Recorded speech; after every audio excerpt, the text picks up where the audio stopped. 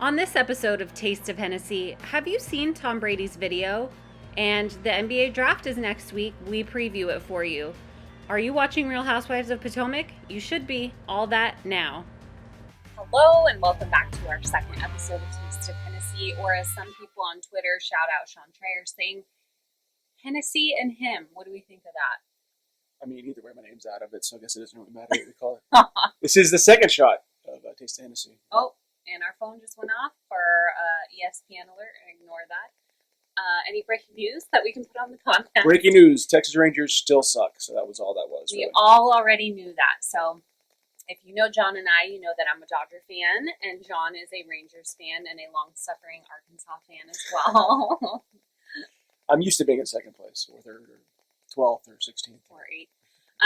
But we love his shirt. Shout out Baseballism if you're watching us on YouTube. Not baseballism, but it's okay. Not Baseballism. Shout out Pitching Ninja. Pitching Ninja. Sorry about that. We also love Baseballism as well. And one other shout out that we wanted to give. We were so thrilled to get these beautiful, beautiful hats. And make sure you check out his Instagram at the CARLAMAR. And his website is fromapenny.com. We got this awesome Kobe hat. We got a Dodgers colorway. And we got a Gianna one. So those are beautiful. We Love the Mamba. Love the Mamba. And still sometimes it's weird to think that he passed away. It's still, Way too soon. I mean, usually when people retire, he does like a media tour, and you get to see people make those appearances on ESPN, like podcasts, and hear the backstory of like their success in the league and everything. But with him, it seemed so tragic and sudden. He retired, and then a few years later, he's taken from us. So it's very sad. Yeah, it feels like there was a lot left over for Kobe to do, but he is missed. He's about to get that EGOT, Yeah, such a shame. I remember the one time that I met Kobe at a Wrinkle in Time premiere, and he only talked about his girls. Like, his girls were everything to him. So, my heart goes out to Vanessa and his other daughters. Just a horrible thing that happened. And transitioning into more sports kind of GOAT, we could say, conversation. Did you see that Tom Brady video? Tom Brady, man. Is it real?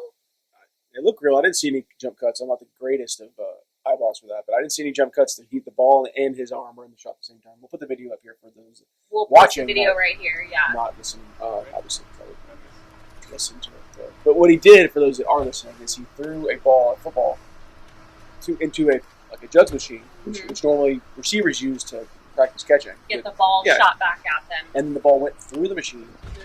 And shot back at him. Caught it. Did it again. It wasn't just a one-time thing. It was twice. Yeah, he did it back to back.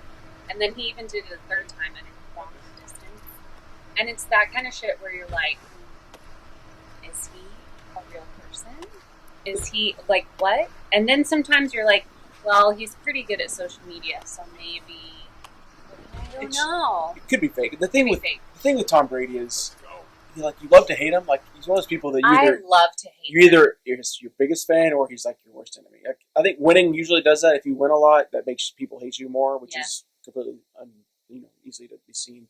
But with that, it's like, I mean, you got Giselle as your wife. I'm sure he has beautiful kids. He's everything. Bridget Monahan was his first wife. He's won 7 rings. He left New England. Everyone's like, yay, finally. He's going to leave the Someone Patriots. Else is going to win. He's going to disappear into non-existence, and then he honestly could have another ring too, if Eli Manning hadn't gotten lucky with the bubblegum catch on the helmet. He could have another ring. And the thing with him is, like, a lot of people know we like college. Or I like college specifically. Yeah, we like college. And I know he's a little older. He's been in the league for quite some time, but I don't really remember his Michigan career. I mean, I know Arkansas played him in the '90s, and he was. I mean, yeah, they won because they were Michigan, but he wasn't standout. Yeah, he was like he just trudged along. He was a part of the team, which was like a part of what they thought would happen. It's like he's a team system quarterback, and then what happens?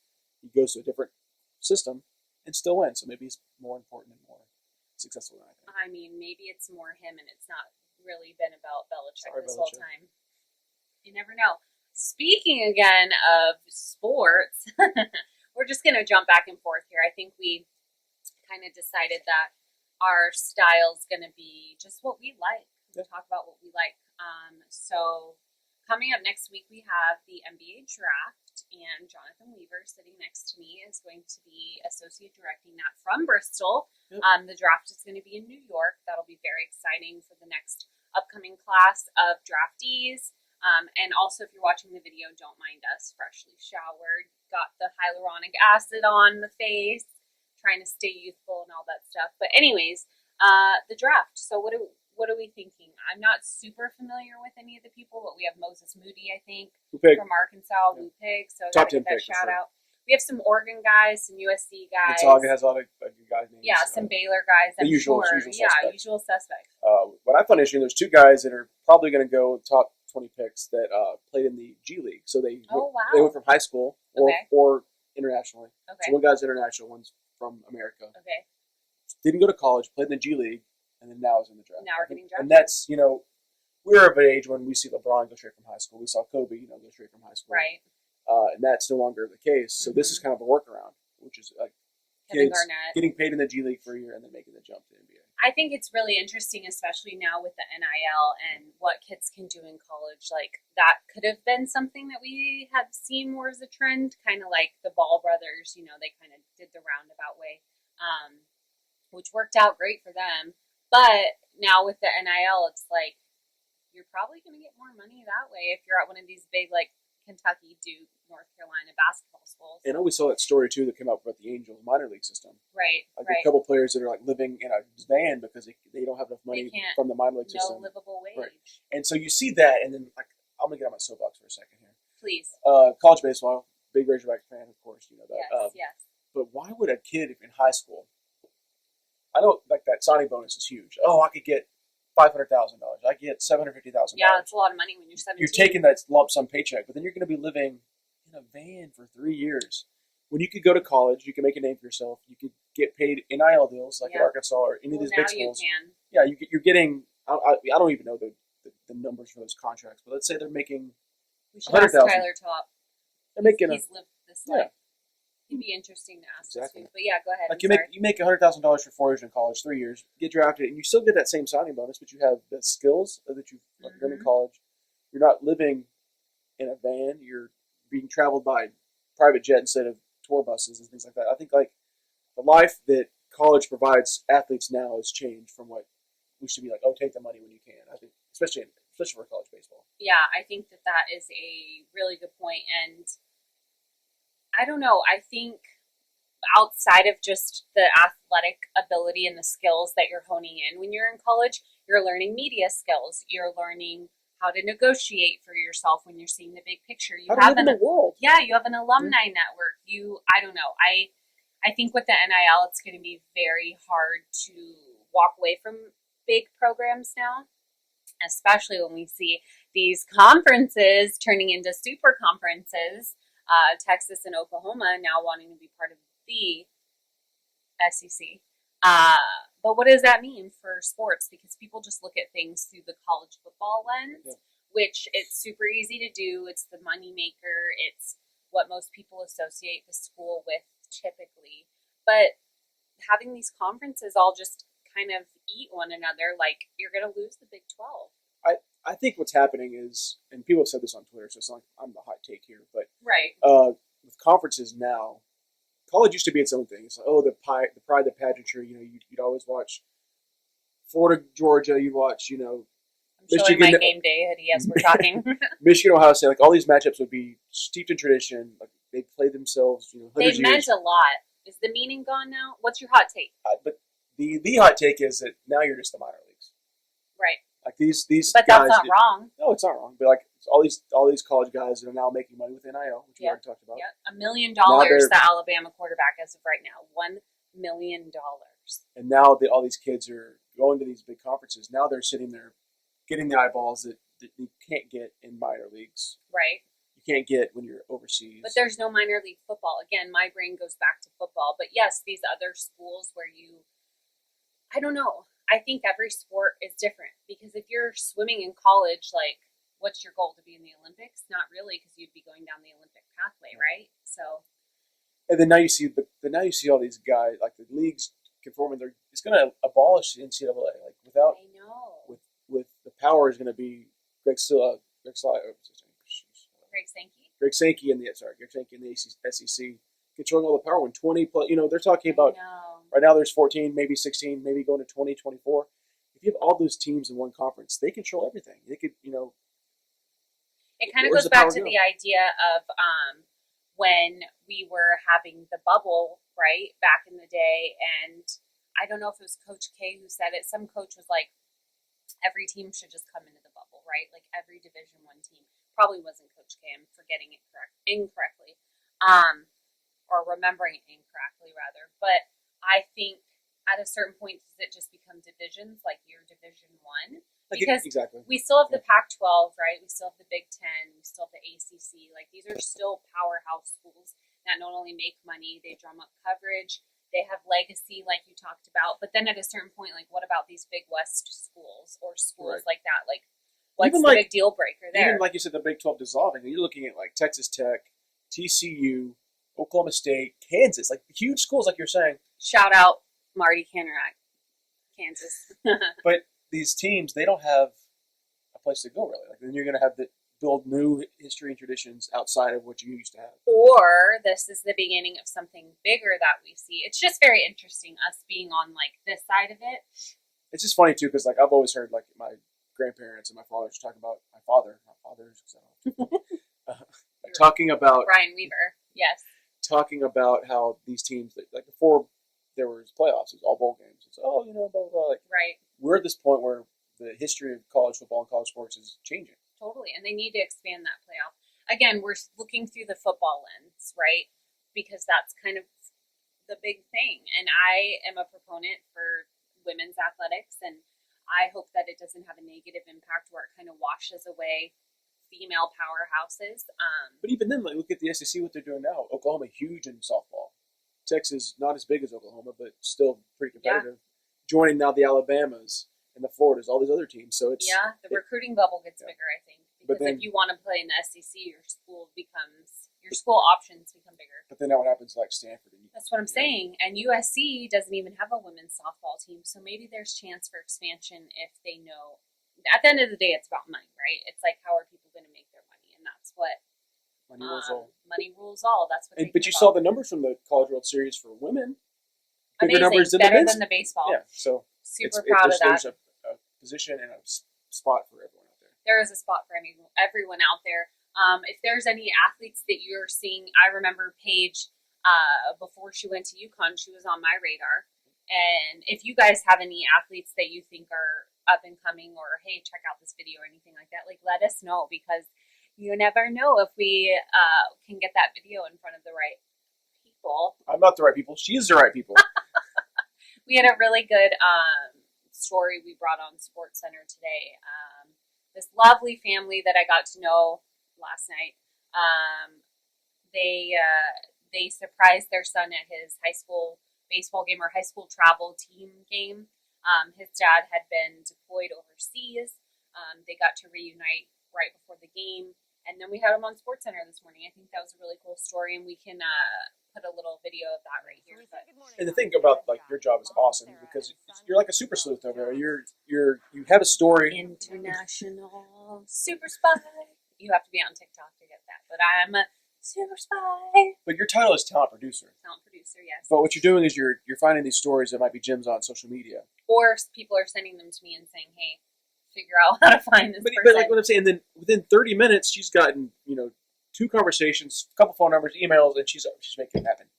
Oh, he just hit his hand. He did what I did last week. So we're 1-1, scoreboard, 1-1. But it's super interesting what you do, and it's cool to see like Thank you. an idea become action within 30 minutes, and then you saw the final product this morning on SportsCenter. Very Great cool. story. We love to see that kind of stuff. Can we talk a second about what we did last week? Now, I know we're a little bit late in posting the podcast, but last week I got to do one of my favorite things that I haven't done since the pandemic happened. And since my mom got sick, she's doing better now, but January 2020 was probably the last time I did it, maybe even 2019. And that is my friends going into a Trader Joe's. One of my favorite things to do. We used to go to Whole Foods in the middle of the pandemic, but it was chaos in there. So we've been ordering our groceries. we're very privileged and very blessed to be able to do that. We do the Target drive up, but Also oh, amazing. there's something on your nose. But we were having kind of a, I guess you could call it date night. I don't know. We don't really have like designated date nights because you and I are around each other all the time. But we went to Trader Joe's. It was cool. It was great. We wanted to what Can time? you tell my voice? I was literally thrilled to do a Trader Joe's run. But you hear the horror stories of that place where it's like the lines are out the door. We went at the right time though. Right time. West Hartford, a little more low key. A little more low key. Situation. Yeah, definitely not my Toluca Lake old Trader Joe's where you have nowhere to park, so you park on the street. And I'm sorry if you guys are hearing the washing machine in the background. It is laundry day for me. But yeah, I love Trader Joe's. So if you guys have any like secret hidden Trader Joe gems, please let us know. I follow a couple different Trader Joe's accounts across TikTok and Instagram, and people are creative with what they buy. And then I don't know if anybody else has this, but I have like grocery store panic and anxiety where I feel like everybody's behind me and I have to hurry. Or when I'm checking out that everybody's like looking at what I'm doing. And so I feel rushed. Like if it's not on my list, I don't explore aisles, I guess you could say. So when we went, it was like calmer, not a line. And for those that haven't been at Trader Joe's, Yes. it's nice because it is a smaller store. It is smaller. It's not that they lack anything because they have everything you need, but it's. They don't like call it out though. What do you mean? Like it's not like the aisles are tight. Like it's just it feels like Right. small. But you're not. There's like how many aisles? 8 aisles instead of like 500 when you go to. Yeah, but there's no like here's the clearance and here's the Right. like everything's just sectioned together. It's not like Costco where you literally can't find anything unless you walk around. But it's not like Whole Foods where you kind of have breathing room to like grab something off the aisle. I don't know if anybody else does this. I grab things off the aisle and then I'm like casually move out of the way if I know someone's there. And I might like saunter down to the next aisle while I'm reading it and then put it back if I don't want it. At Trader Joe's, it's like you have to pull that trigger. You have to be knowing what you want or people are going to be like bobbing and weaving around you. And I would just love to know any hidden gems because, of course, on TikTok, people are like romanticizing the experience. And I'm like, cut the bullshit. Like, I want to know, does this taste good? Is it good for me? I love their green juice smoothies, but those things have a lot of sugar. I also got some chocolate covered, reaching for them. They're my little snack. Milk chocolate covered pretzels. These are my little like dessert that I'm loving. But yeah, if you guys have any. What I was most impressed with the trip was we spent probably $60, $65 on that trip. Mm-hmm. We got some steaks for dinner and everything like that. Oh, we got some filet mignon. But the cashier, yes, it doubles up as a bagger if you've never been. He put that all in one bag. It was like perfectly packed. Like it's the Trader Joe's way. It was like it was meant to fit in that bag. Like, we randomly picked things and it fit perfectly. No matter any time I've gone, they can fit that stuff in 1 or 2 bags every time. He's like, "Is one bag okay?" I was like, "If you can make it work, sir." Absolutely, but then you got to grab it underneath because you don't want that to fall apart in the parking lot. Paper bags, handle super secure. They have flowers. Highly They just have pre-made salads, which I'm not. I mean, I don't really go to. I'm like not going in the office. We'll talk about that next. But when I worked in Disney, the pre-made salads were more my jam. And shout out Megan Crumpacker. Her and I would go and have like Trader Joe's dates and get like cookies or avocados, or go to Whole Foods and we would get the teriyaki bowls. So I love a good grocery store trip, but I always feel that panic a little bit, especially with COVID. Feeling like I don't want to be in there for too long. So if you guys have any tips or tricks or suggestions, we love a good Trader Joe's shout out, Whole Foods, Target. We're kind of all over the place. I don't do Stop and Shop unless I have to. It's not like it's bad. It just, again, it feels like if you're it's out your normal here on the chains. East Coast. It's your Albertsons, it's your... Even Stater Brothers, when I'm back at home, I felt like, ugh. When I was shopping, when I was living with my parents, I felt like I'm on Supermarket Sweep. I have to hurry and I have to get everything. So, especially when we were like grab bagging toilet paper and sanitizer. Now it feels a little bit more like things are stocked. And be kind to people working. They don't want to be in the middle of that either. And they don't always have the answers. And we're not paying people enough in minimum wage. So just be kind to people. What else should we talk about? I think we should dive into, do we want to talk about what we've been watching? I feel like that's kind of something else that's been on our radar when we have our little at-home dates. We've been heavy into Bravo. As you know, I'm a huge Bravo fan. We teased them last time about our appearance on Watch What Happens Live, which is slowly approaching. It's coming up on the 29th. If anyone wants to watch us be fans on Watch What Happens Live. We went to New York. That was great. Real Housewives of Potomac premiered since we last spoke. We're 2 episodes in. I'm loving this new season. I think all of those women are beautiful and supremely talented. The new cast member, I don't even remember her name. Might be Mia. I don't know what her name is. Not living for her. New York, a little disappointing. John kind of vaguely watches some of these housewives. It's more like background noise to him when he works.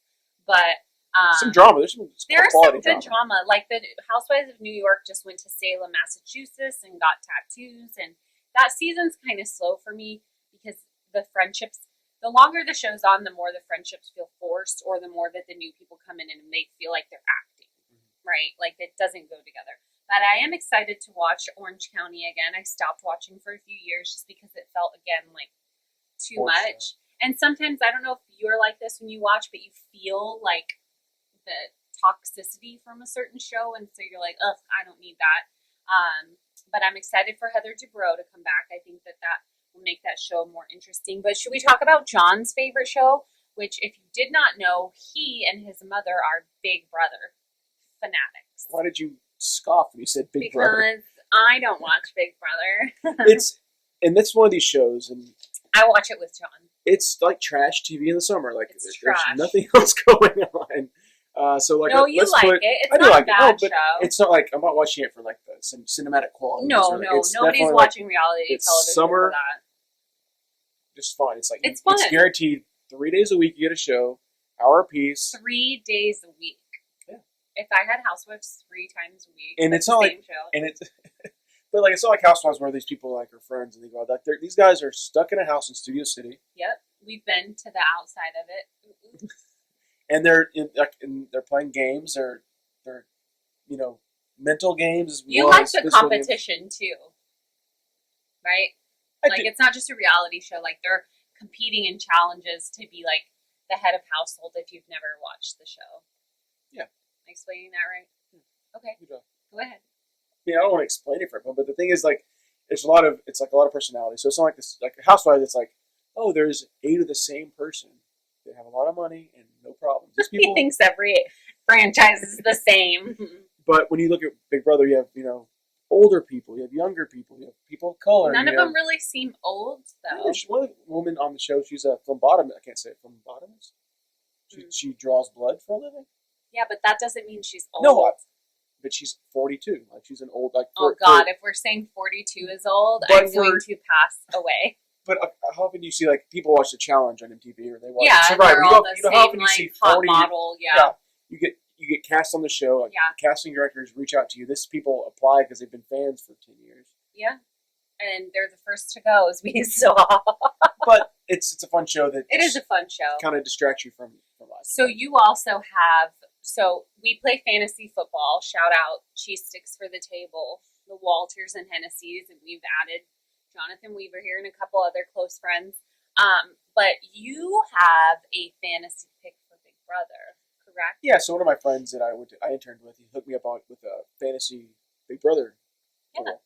So you throw some money in, and then the grand prize is $1,000. So I mean, enough people across the country are in this pool that the grand prize is $1,000. So I picked for the season. Cool. Okay. And then you do. So you pick who you think's going to win. That's worth so many points. And then each week you pick 4 house guests. Okay. And it's like a scale of points. So it's like if you win HOH, you get a certain amount of points. If you get nominated, it's negative points, and if you get voted out, it's even more negative points. So it's like a scale of knowing. And there's also live feeds for the show. So like if you go to Paramount Plus or CBS on the app, you can pay to watch live streaming of the house guests. We don't pay for that, do we? Oh, we don't. Me and my mom shared an account before. Too many streaming services nowadays, in my opinion. And I just feel like people say cut the cord and then they end up paying more money for You're apps. Paying more money for apps. And I love the Netflixes and the Apple TV and the Disney, obviously, and the Hulu, and the blah, blah, blah. But it's like, do I have to buy Discovery Plus so I can keep watching 90 Day Fiance? They teased this on the what? They gave me a teaser, and now I'm like hooked on this show about 90 Day Fiance people, like paradise situations, like when your guest became your baby mama, and it's like, I now have to watch that show, but I will not pay $3.99 for Discovery Plus. Like, how many of these are they going to get away with? And I think that's where the Olympics are blowing it, because they should have made Peacock free for this month at least, so people, And like the biggest events, like when USA lost to France in basketball today. There's no video. And they did it on the Premier channel, so you had to pay the $5, like you said. Premier channel, because they think that that's going to draw people in. And I understand the marketing execution behind that and the research and blah, blah, blah. Like, I get it. I think having viewership down from the opening games should have had them pivot on their Olympic plan. It's just weird to me, like the industry talk as well. It's like, okay, so people wanted to cut the cord because you pay for 120 channels, you only watch 30. Yeah. I get that. I do. I really do. Yeah. But now you're paying for just your internet, which is like half the price of cable. Yeah. And a home phone if people have one still. And then you're having to pay, like you said, for apps. So let's say like Peacock or YouTube TV, like that adds up. Like I did the math just because we're talking about moving. We are moving, but we're talking about what our plans are for our new house. And okay, let's price check here. So like I'm paying for Comcast. How much is that? Paying for Comcast internet plus YouTube TV plus whatever plus. Yeah, it just keeps plus. And then you're saving $5.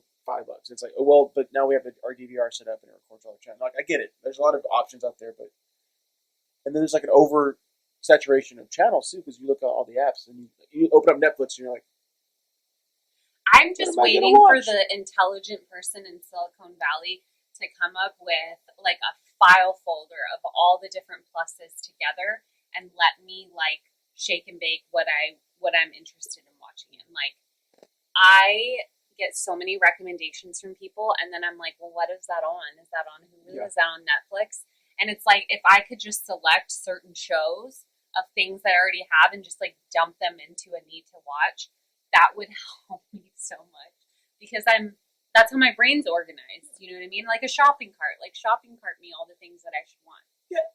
I like that. Imagine, well, this is only at Target. Or this is only at Walmart. This is only at We talk about this Costco. Every time we shop at Target. Hit them with it. Our idea. So like you could scan, we're giving all the free ideas today. You could scan an item and have this app that compares it to Walmart, Target, and Amazon to see if you're getting the best price. Because again, if you're like me, when I used to shop in person, I scan everything on the Target app and I compare it to Amazon. Yeah, look for a coupon. But then I'm like, I look at my Amazon and I'm like, is that cheaper? Even though I'm trying to stay away from Amazon because they don't pay people a living wage. It's convenient. Oh, we ship them to space. Yep. That's a topic for another day. But it's just convenience, right? So if I could scan that and I could see a Target, Walmart, local business, price comparison, then maybe, it would change some of my spending habits. But I thought you thought of my other idea for Target. Oh, we have another idea. My idea was, so like, when you go to like TSA lines, the approximate wait time is 10 minutes, 15 minutes. Yes. I say there should be an app where I can say, the approximate like amount of people in Target is 50 people. Oh, so good. So then it's like, it tells me how long I have to wait in line to check out.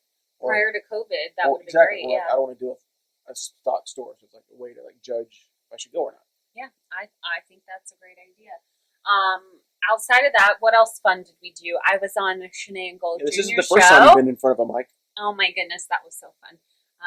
Another show that you work on as a talent producer. I talent produce. I help with that. Kareem White is the lead talent producer on that show. He's a phenomenal human being. I love to work with him. Kareem the Dream, shout out. But I went in to meet people at work because now, things are slowly where we can go back to work, and I got permission to go in and meet a couple people who I've only been emailing with, and I went in and said hi, and then we were talking about 3-in-1 shampoos, 5-in-1 shampoos. Shout out Will Middlebrooks for coming on that episode. Thank you so much. And we talked about the beautiful gray in your hair. Great. And how I would put some dye in your shampoo. And that was my debut on Shanae and Gold Jr. It might be the first and the last. Check it out. We have spent so much time talking about the 3-in-1 hair shampoo, body wash products today, their appropriate use. And we're sitting around here. And man, God love her. It has been so fun having our friend Katie Hennessey here today. She's been hanging out with us. She does a great job helping us get all sorts of awesome guests in here. She's back in Bristol for the first time in a while. But we were talking about this, and Katie mentioned that not only in her household, in her marital household, did the 3-in-1 shampoo get thrown out here, but Katie, you have taken extra measures to ensure that your husband also is not graying early here. Can you explain to me the warfare going on in your shower at home? Yeah, so the shared shower situation that couples go through, not only did that 2-in-1 have to go, secretly I started adding some hair dye to the brand new shampoo that I purchased for my husband. She's just looking out. I mean, honestly, that feels like love. Like it It's all feels love. like a It's different 100% kind of love. We're That's leveling love. up, right? Like we're joining things together. We're getting rid of things we no longer need. The 2-in-1's got to go, and love a salt and pepper look, but let's keep it a little more polished. Nothing wrong with that. But I mean, this is our second episode of Taste of Hennessy. I think we're just going to keep talking about things that we like and bringing people on. I have a couple people in mind, and we're going to try to get Amy on here soon. My mom, I think, would be super interesting. So check it out. Tell us what you think. Leave us some feedback. What do you get at Trader Joe's? Do you get store anxiety like me? How are you doing overall? Because I feel like a lot of us are coping with being alone in different ways or our life situations in different ways. And we want to know. We're interested. We love our friends and family, and we want you to be part of that. So thanks for listening to Taste of Hennessy, or Hennessy and Him, or maybe Him of Hennessy. I don't know. We keep it? Yeah. Let's keep it. Let's keep it. Let us know.